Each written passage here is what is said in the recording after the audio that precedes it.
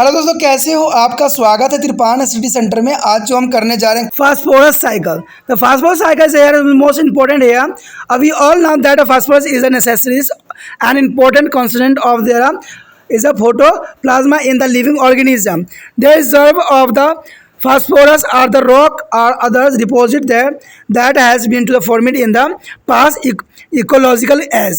There erosion of this is a deposition release of phosphate in the ecosystem. However, much of it is a escape into the sea where is a part of its lost to be a deep sediment and the sum of the deposit into swell of marine sediments and plant like to the inorganic phosphate or the orthophosphate is ions. The animal consumers that feed on the plant in a turn take up the phosphate from to them, and after the death of the plant and animal their decomposer act as them and their phosphate return in the ecosystem in the dissolving form.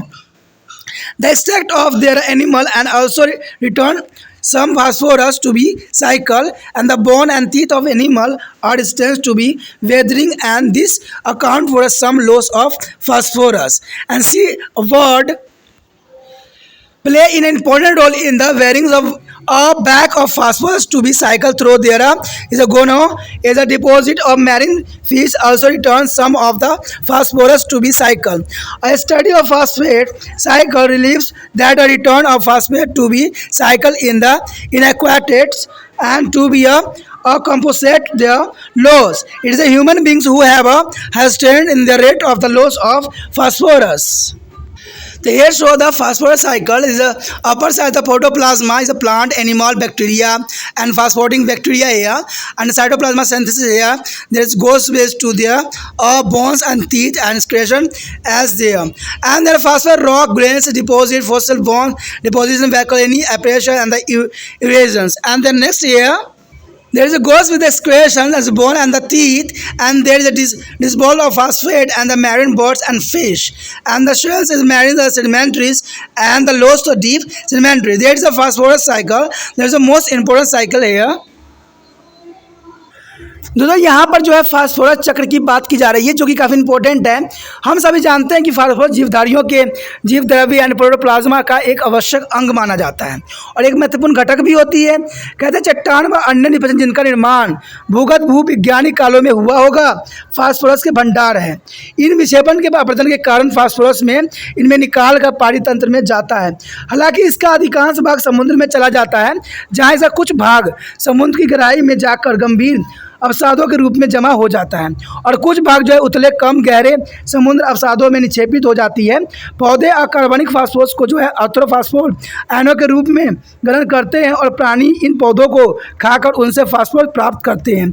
इन पौधों और प्राणियों को मर जाने के बाद जो है अवघटक उन क्रियाएँ करते हैं और फास्फोरस विलंगित रूप से पुण्य पारितंत्र में लौट जाता है।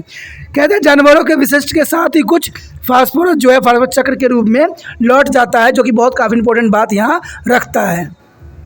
अगर देखा जाए जानवरों की अस्थियां और दांतों पर अवलक्षण का कोई प्रभाव नहीं पड़ता है और इस प्रकार भी कुछ फास्फोरस का क्षय हो जाता है।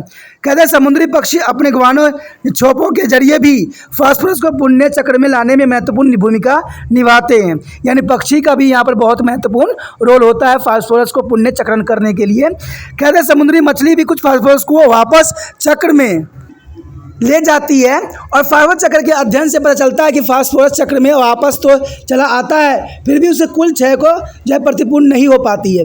देखिए दोस्तों, सारा देखिए पूरा प्रोसेसिंग होता है, लेकिन कहते हैं ना जो क्षति हो जाती है उसको पुण्य पूर्ति करना संभव नहीं होता है। यह मानव ही है जिसमें फास्फोरस के क्षय के दर को तीव्र कर दिया है, यानी मानव ने जो है फास्फोरस की दर को बहुत तेज़ी से बढ़ा दिया है, जिसकी वजह से आने वाला समय में संकट का सबब भी बन सकता है। दोस्तों यहाँ पर जो है एक आपको फास्फोरस साइकिल दिख रहा है, जो कि काफ़ी इंपॉर्टेंट है। आप देख सकते हो कि यहाँ जीव द्रव्य से स्टार्ट होता है, जिसमें पादप प्राणी जीवाणु, ठीक है, फास्फोरस जीवाणु सब प्रेजेंट होते हैं। ये सारे जो है फास्फोरस चट्टानों के गगनीय संवर्षण के अस्थियों के ज्वालामुखी से अपरदन घटित हो जाती है और विसर्जित होती है अस्थि और दांत के रूप में भी विसर्जित होती है, और उसके बाद जो नीचे चली जाती है ये देखिए उत्सर्जित आपको दिख रहा होगा, और अस्थियाँ जो होती है ये उतले समुद्री अवसादों के रूप में चला जाता है और ये समुद्री पक्षी और मछलियाँ जो है इसको दोबारा वापस रिटर्न कर देती है। तो यही जो है फास्फोरस चक्र है जो कि काफ़ी इंपॉर्टेंट है और आपके लिए ज़रूरी भी है। तो इसी के साथ हमारा ये टॉपिक खत्म हो गया, चैप्टर भी जो कि काफ़ी इंपॉर्टेंट था। आगे का चैप्टर जो है और भी इंपॉर्टेंट है, तो आगे का चैप्टर देखना मत भूलिएगा। और साथ में आपको पता ही है कि त्रिपाण चैनल को लाइक शेयर सब्सक्राइब जरूर कीजिएगा। और साथ में इंपॉर्टेंट बात एक रहती है जिसको आपको भूलना नहीं है, वो ये है कि अगर आप यूट्यूब पे देख रहे हो तो यूट्यूब में आपको शेयर का जो लिंक आपको दिखेगा उस पर दबा के जो है इस लिंक को जो है व्हाट्सएप स्टेटस पे 24 घंटे के लिए लगा देना है।